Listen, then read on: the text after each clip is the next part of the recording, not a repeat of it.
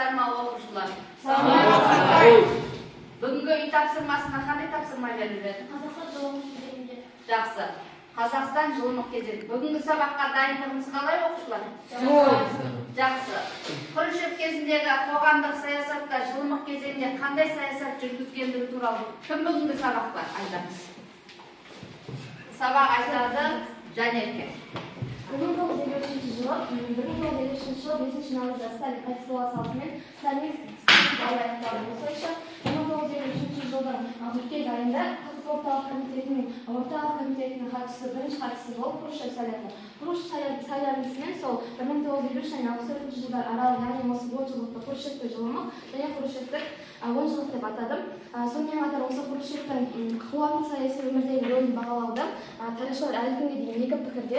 Жалпы оның біріншісі осы Хрущев Сталиндік миллиондаған адамның өміріне қауіп төндірген Сталиндік реформаны жасауды қаламаса, ал екіншісі осы реформаның бір мүшесі бола отырып, ол жаңа қоғамдық саяси өмір құруға ұмтылмады. Жалпы Сталин қайтыс болғаннан кейін елде үш фигура, яғни триумвират деп аталатын аса ықпалды саяси үш фигура пайда болды. Олар Берия, Маклен және де осы Хрущев болды. Жақсы. Арғарата, Лаура, осы Хрущевтің жүргізген саясат туралы. Хрущевтің жүргізген саясатында әлі күнге дейін көптеген пікірлер туғызып келеді. Яғни оның бірі Сталиндік саясатты жойып, Сталиншіл диктатурасынан басталып десе, екіншісі күрделі реформалар жүргізуге оның құштары болмады деп айтады. Және де 20-шы съезд 1956 жылы өткеннен кейін Хрущев жылымықты қолға ала бастады. Яғни Хрущев осы реформаларға өзінің құштар болмаса да, өзі басын бастауды ұйғарды. Яғни мысалға айтатын болсақ, бұлар жойды, яғни лагерлерді жоя бастады. Бұдан соң осы жер аударылып кеткен қазақ зиялылары қайтадан елге әкеп мемлекетке араластыра бастады. Жақсы. Енді осы Хрущевтің кезеңінде жаңа Қазақстан территориясында Сталиннің кезінде репрессияға ұшырады ғой біздің қазақ зиялымыз. Солың ақталды ма, ақталмады ма? Ұзаға жалғастыршы. Хрущевтің кезеңде көптеген адамдар тұтқыннан шығарылды, бірақ соңына дейін аяқталмады. Яғни Хрущев әкімшілік жүйені бастағанмен оны соңына дейін жеткізбеді. Бүкіл қазақ зиялыларын шығарып отырып, оларды ақтамады. Солардың бірі Бекмаханов өзіне қайтадан ісі қаралып шығарылғанмен ол толығымен ақталып кетпеді. Мыңдаған кінәсіз лагерьде отырған адамдар лагерьден шығарылды. Алайда осының соңынан ол өзінің жоспарын құпия түрде жүргізе бастады. Оны сол кезеңдегі денсаулық сақтау министрінің есеп бойынша ерекше ойлайтын 90 мыңға жуық адам жүйке жүйелер аурулар больницасына жатты. Солардың бірі Батыс Қазақстан облысының орыс тіл мұғалімі Елікбаев.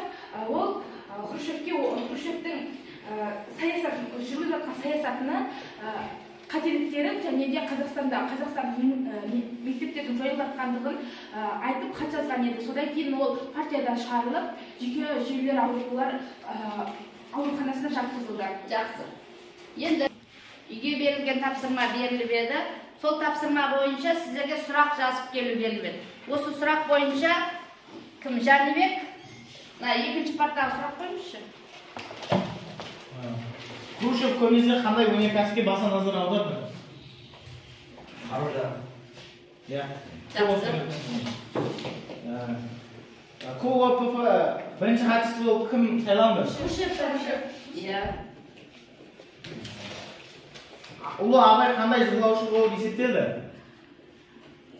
Феодализм сарқыншақтары. Дұрыс. Олар лагерін кім және қашан жойды? Хрущевтің бастамасымен және соның жеке қарауымен 1956 жылы жойылды. Дұрыс. Шаяхмет қай жылдары Қазақстан Компартиясының бірінші хатшысы болды? 1946-1947. Жұмабек Тәшен нешінші жылы төраға қызметінен босатылды? 1961 жылы. Қазақстан жоқ 1961 жылы. Қазақстан Компартиясы ол бірінші хатшыларын кім сайлады? Сенат мәжілісі арқылы сайланды. Жоқ, КОК ұсынысымен сайланды. КОКП орталық комитетінің ұсынысымен сайланған екен. Жақсы, екінші топтан Кімдер сұрақ қояды? Кім сұраққа дайындалып келді? Жақсы. Қоя ғой. Сталин қайтыс болған жыл. 1923 жылы. Сталиннің қазасымен қандай дәуір аяқталды? Сталин. Хрущев полкының бірінші хатшысы болып нешінші жылы сайланды? 5 наурызда. Хрущев бастаған 1923 жылы 1964 жылы жылмақ не деп аталды? Сталин қайтыс болғаннан кейін ел дамудың екі жолы қалыптасты. Қандай екі жол қалыптасты? Адамның өміріне қауіп төндірген Сталин реформаны жалғастыру және екіншісі жаңа саяси реформа құру мемлекетте.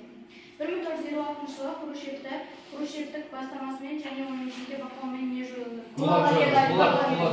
Жақсы. Енді бүгінгі үй тапсырмасын жақсы талқылап алдық.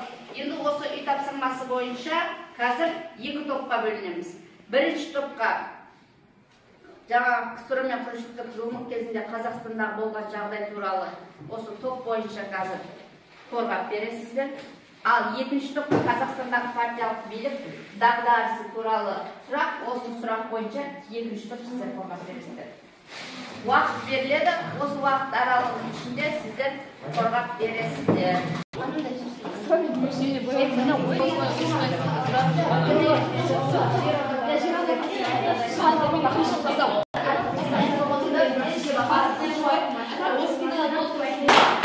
Жақсы, бірінші болып өткен бірінші парта оқушылары бір сұрақ жауап береміз. Қалған жерімізге отырамыз. Бұл топтан Дархан мен Майса жауап беріңіздер. Сұрақтарыңызды оқимыз. КСР мен Хрущевтік жылымық кезеңдегі Қазақстан. Хрущевтік жылымық кезеңдегі Қазақстан, ол кезде барлық зиялылар жер айдатылып түрмеге қамалған еді. Ол кезде Хрущев елді басқарған кезде ол зиялылардың барлығын түрмеден шығарып, жер аударылғандарды қайтып елге қайтарып, түрмеден шығарғандар, бірақ толық ақтап шыққан жоқ. Бұларды жүйке ауыратын емханаларға жатқызды. Жақсы, Мадина, өз ойыңызды.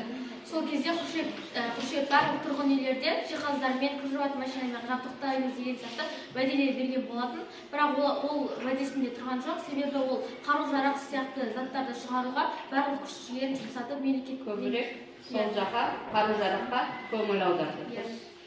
Жақсы. Екінші топтан сіздерге қандай сұрақ беріліп еді? Кім айтады? Сәбида, ол жалғасы. Қазақстанда партиялық билікті Сіздеріңіз осы кезеңде қоғамға өз бюджетін екінші орында қойып, кеңестік үкіметпен қосылып, халықты қысып, қатыгез құрмға айналды. Қазақстанда партиялық биліктің дағдарысы Қазақстандағы биліктегі адамдарды Мәскеу арқылы тағайындаған және де халықтың мүддесі екінші орынға қалып кеткенін анық көрініс тапты. Және де бұған Мәскеу арқылы сайлаған адамдар мүлдем Қазақстан қатысы жоқ, Қазақстанның тұрмыс жағдайын, мәдениетін, дәстүрін білмейтін адамдар сайланды. Және де олардың бұлай сайлану, яғни Қазақстанды білмеуі Қазақстанды ар жақ қарай құлдыратуға үлкен зияны тиді. Қазақстанда КОК-тың 7 рет ауысты хатшылары және де бұл ауысулары Қазақстанда ірі реформаларға әсерін тигізді, яғни қиыншылықтар туғызды. Сонымен қатар бұл 7 хатшының ішінде 3 қазақтар ғана болды. Шаяхметов, Юсупов және Қонаев болды. Және 1961 жылы Жұмабек Тәшімов қазақтың министрлігіне босатылды. Жақсы, отырамыз. Бүгінгі үй тапсырмамыз параграф 9 және 10 параграф Қазақстандағы тың және тыңайған жерлерді игеру. Енді Қазақстан үй тапсырмасы Қазақстандағы тың және тыңайған жерлерді игеру. Қазақстан территориясында тың және тыңайған жерлерді игеру 1949 жылы мал шаруашылығының дамыту жоспары қабылданды. Бұл жоспар қабылданған дегенше Қазақстан территориясында құрғақшылық болды. Осы құрғақшылықтың нәтижесінде Қазақстанда жаңағы егін шықпай қалып, әр гектарға санағанда 3-4 центнерге егістік жаңа 3-4 центнер ғана алынды. Қазақстан территориясында сонымен қатар 1953 жылдары әрбір Қазақстан даласынан алынған өнім 31 миллион тонна астықты құрады. Ал Қазақстаннан шыққан сол кезеңдегі тұтынған азық-түліктің саны 32 тоннадан асып кетті. Сонда Қазақстан территориясында астық тапшылығы байқалуда. Қазақстан территориясында енді жаңағы КСРО тың және тыңайған жерлерді игеру деген жоспар қабылданды. Бұл жоспар 1954 жылы 23 ақпан мен 2 наурыз аралығында КОКП компартиясының пленумы өтті. Осы пленумда тың және тыңайған жерлерді игеру керек деген қаулы қабылданды. Осы қаулы бойынша КСРО және Қазақстан территориясында тың игеру керектер. Осы игеру барысында Қазақстанда жаңағы Қостанай облысы, Ақмола облысы, Көкшетау, Солтүстік Қазақстан, Павлодар облыстарында тың игеру қолға алынды. Осы тың игеру бойынша КСРО бойынша 48,8 миллион жер игерілді. Сол игерілген жері Қазақстан үлесіне жаңағы 25,15 миллион Қазақстан жерінде жер игерілді. Бұл тыңның Қазақстан үшін пайдасы да болды. Қандай пайдасы болды дейтін болсақ, Қазақстан территориясында темір жолдар салынды, МТС-тер құрылды. Сонымен қатар жаңағы электр почта желілері, телеграф жаңа желілері ашылды. Сонымен қатар Қазақстан территориясында көптеген қалалар саны көбейді, және де ауылдар саны көбейді. Бұл тың игеру барысында Қазақстан территориясында жаңағы өзге ұлт өкілдері көшіп келе бастады. Олардың саны 2 миллионнан асты. Сонда Қазақстанда халықтың саны көбейді. Бұл тың игеру барысында Қазақстан территориясында көптеген жаңағы селолар, поселоктар ашылды.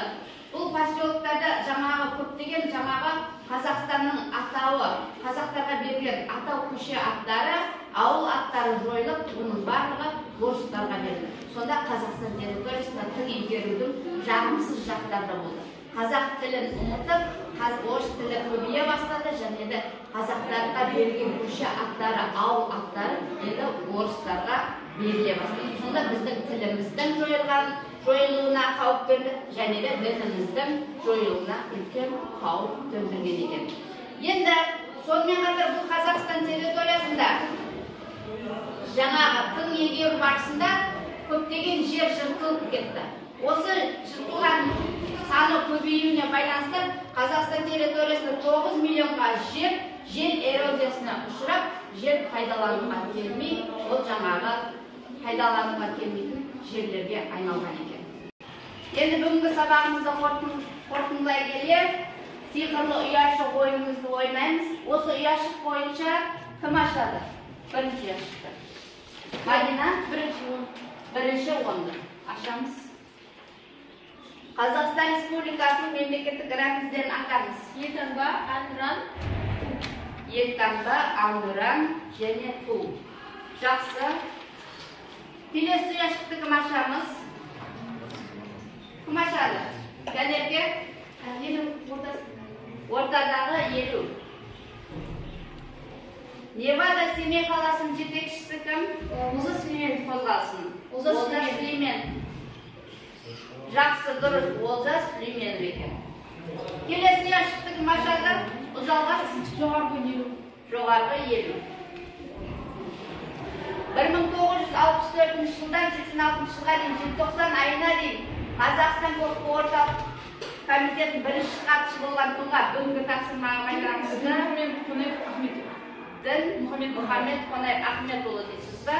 Жақсы, Дінмұхамед Ахметұлы Қонаев атамыз екен. Тағы да бір ұяшық ашайық.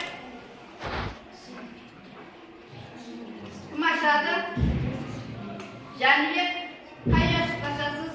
Басқа бір ашайық. Диас, қайсысын ашамыз? Дархан. Бүгінгі сабақ бойынша қорытындылай келе, сабаққа жақсы қатысқан үшін Лаура 5 деген бағаға, Жанетке 5 деген бағаға, Ұлжалғас 5, одан кейін жаңа Тыныштық қызымыз 4, Мадина 4 деген бағаға бағаланады. Жақсы. Бүгінгі сабақты жақсы түсінетін болсақ, мына жерде 3 белгі алынды. Жаңағы қызыл белгі мен сабаққа жақсы түсіндім. Сары белгі бойынша мен сабақты онша түсінбедім. Ал жаңағы жақсы белгі бойынша мен бүгін сабақты жаңағы орташа түсіндім деп өздеріңіздің жаңағы пікірлеріңізді жазып қалдырсаңыздар болады. Мына стикерді алып, өздеріңіз осы белгі бойынша кім қандай белгі алады? Өз жаңағы жабыстырып қалдырып кетсеңіздер. Айырғы тапсырам солай. Мен жабыстырам бірінші.